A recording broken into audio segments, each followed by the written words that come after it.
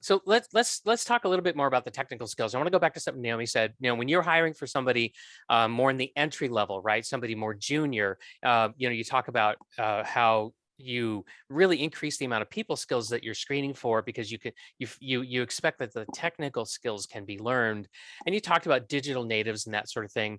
But there's some cybersecurity work that requires the ability to think abstractly for long periods of time, to be able to visualize for yourself things that cannot be touched, right? Like, you got to be able to read, data flow diagrams and that sort of thing. And so to me, I think there's also a dimension of aptitude, right? That you there's this phrase, right? Hire for attitude, train for skills. But I can tell you from firsthand experience, I've had some people with fantastic attitudes show up, and they couldn't actually acquire all the skills that I needed for them because they just didn't have the full aptitude. And we didn't find out until we started down the training path. But how do you see that, Naomi? What's that like for you?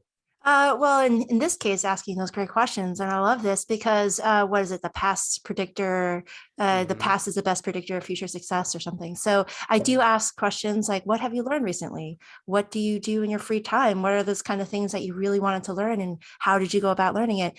Most recently, when I hired a opera singer, I asked her, "What have you learned recently?" And she goes, "Well, I learned another language." I was like, "What?" That's really awesome. She learned German. So she speaks 3 different languages. Even singing opera, I think, is very hard, but I don't know anything about opera. So I'm like, okay, tell me about the language learning, right? And so now she's fluent in 3 languages because she's put in the effort and she understood that it takes effort and a lot of like resources to learn, right? In terms of aptitude and critical thinking, that's when you're going to have to get a little creative. So we do take home projects here. So Hmm. in this case, we needed her to come in as an intern to help us with our IT security response playbooks. So incident response playbooks. So I said, hey, here's a white paper from SANS. And then go ahead and read the white paper. It's maybe like 10 pages long.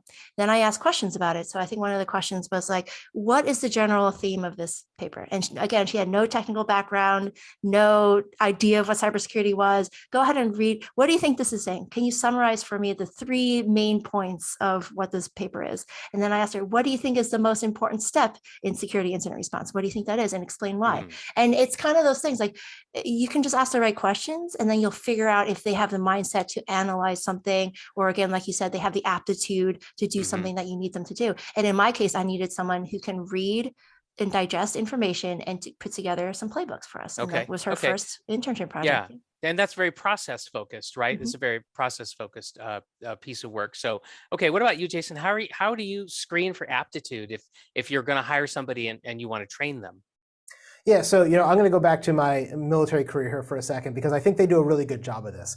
The military is one of the places where you can come in with zero skill, zero knowledge, and they're going to put you through school and teach you what you need to know. So, for instance, when I joined the Navy way back in the day, I had to take a thing called the ASVAB, which is the Armed Services Vocational Aptitude Battery Exam, and it has lots of questions on mechanics and math and physics and chemistry and English and all sorts of things across lots of different subjects. And no one is expected to know all the information. What they're trying to do is identify, how does your brain work? Are you more mechanically inclined or more electrically inclined or more logic inclined because you want to be a programmer, whatever those things are.